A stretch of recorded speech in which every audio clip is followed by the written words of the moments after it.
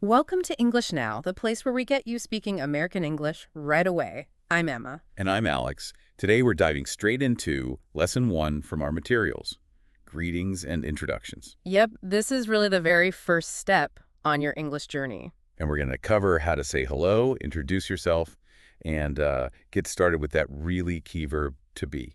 It sounds basic, but honestly, knowing this stuff is crucial, isn't it? Absolutely.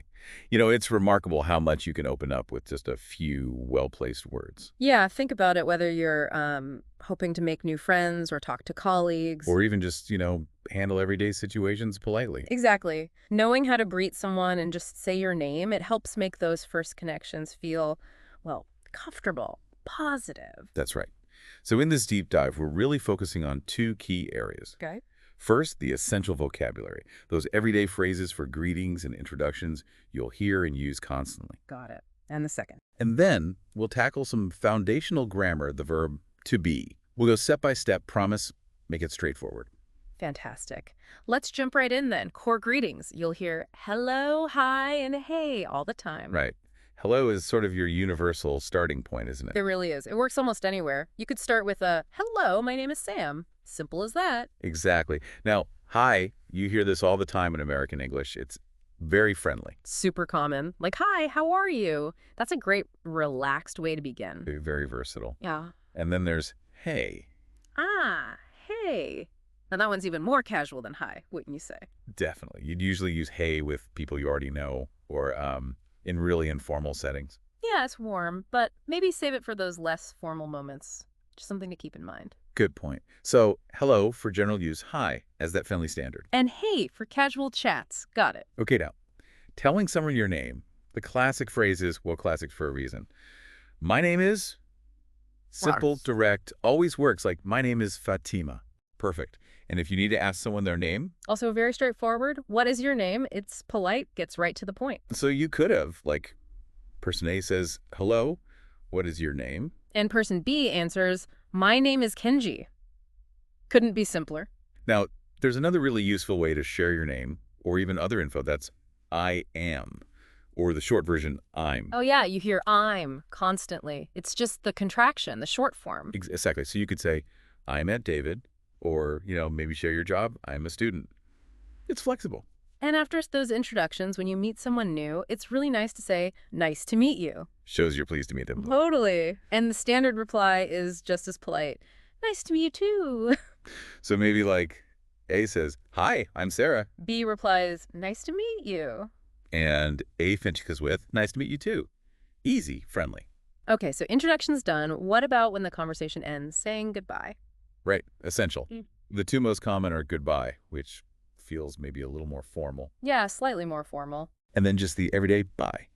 Quick and friendly. So you might hear goodbye, see you later, or just a fast bye. Exactly. And of course, asking how someone is doing. How are you? You hear this constantly. All the time. And the typical short answers. Usually things like, I am fine, or just good, or maybe okay. So a quick chat might be A, hi Maria, how are you? B, I'm fine, thanks. Or maybe, I'm fine, thanks, using the contraction. Right. It's just that standard polite check-in. And one last vocabulary bit for now, showing appreciation. Ah, yes, important. Thank you. Or the shorter version, thanks. You might use this after an introduction, maybe. Like A, nice to meet you. B, you too, thank Those- you. Yeah, just part of being courteous. Okay, so that's a good set of basic phrases for those first interactions. Definitely covers the essentials. Now let's shift gears a bit and look at that foundational piece of grammar you mentioned, the verb to be. Yes, absolutely crucial. It really is like the backbone of so many English sentences. And the key thing is that it changes form, right? Depending on who or what you're talking about. Exactly. For introductions in this basic info, we really need to focus on three forms right now. Am, is, and are. Okay, am, is, are. Different versions of the same verb. Basically, yeah. Let's start with am. This one's easy because you only use it with I. Ah, okay. So it's always I am, never anything else. In the present tense like this, nope, just I am. Like in our example, I am Maria. Got it. I am. Simple enough. What about is? Okay, so is goes with the singular pronouns. He, she, and it. He, she, it. Right. So he is John. She is Lisa. And it. Like is the book. Yeah. Or remember, My name is Maria.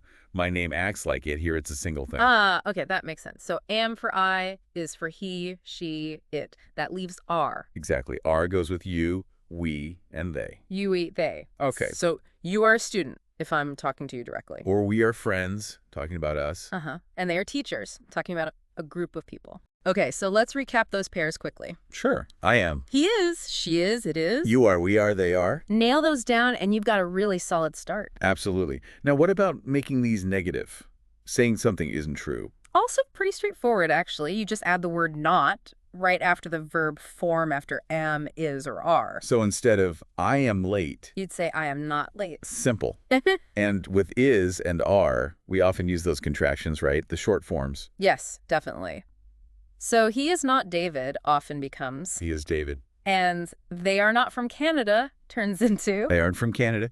Yep, those contractions like isn't and aren't make speech flow much more naturally. Good point. Okay. Okay, negatives covered. What about asking questions using to be? Another key skill. Generally, you just switch the order of the verb and the subject. So the statement I am late becomes the question. Am I late? See how am moved to the front? Haha. So he is John becomes. You see John. And they are students becomes. Are they students? It's that simple swap, that inversion. Okay. Now, it's worth remembering, I guess, that am, is, and are used for tons of things, not just introduction. Oh, absolutely. Jobs, feelings, locations, descriptions, all sorts of things. But for right now, just starting out, the main thing is getting comfortable using them for these introductions and basic statements. Exactly. Master this first, and you're building that strong foundation we talked about. Okay, so we've got the vocabulary, we've got the basic grammar of to be. Now let's put it all together. See Yeah. how it looks in, actual conversations. You had a couple of examples for us. I do. Dialogue 1 is that classic situation. Meeting someone totally new. Listen to this. Okay. Anna says, "Hello, my name is Anna. What is your name?" Ben replies, Hi, Anna.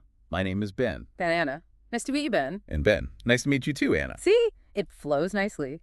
Uses hello, hi, my name is. And nice to meet you. Very standard, very polite first meeting. Exactly. Now, dialogue 2 is a bit different. It's a quick greeting between people who already know each other. More casual then. Yeah, listen, Carlos says, "Hey, Maria." Maria replies, Oh, hi, Carlos. How are you? "Carlos, I'm good, thanks. And you?" Maria, I'm okay. Busy day. "Carlos, me too. Well, goodbye." Maria. "Bye, Carlos." So there you hear the more casual, hey, and hi. Uh-huh. "And how are you?" With those short answers, "I am good. I'm okay." Right? And the quicker goodbyes, goodbye and bye. And in both dialogues, you really hear those forms of to be is in my name is and I am good or I'm okay used naturally. Okay, so hearing them is one thing. Now it's really over to our listeners to start practicing. Yes, this is where the real learning happens. The more you actually say these phrases, the more automatic they become. Absolutely. And a great first step is just saying hello and your name out loud. Maybe even in front of a mirror. Sounds silly, but it helps. It really does. Try saying hello, my name is, and put your name in. Then try hi, I am with your name. Just repeat them a few times. Get used to the sound. And maybe think for a second. How do you say, nice to meet you in your first language? Oh, that's a good point. When do you use it? Is it similar to English? Sometimes making those little comparisons helps things stick in your mind. Okay, here's a little challenge. Imagine you're meeting someone new right now.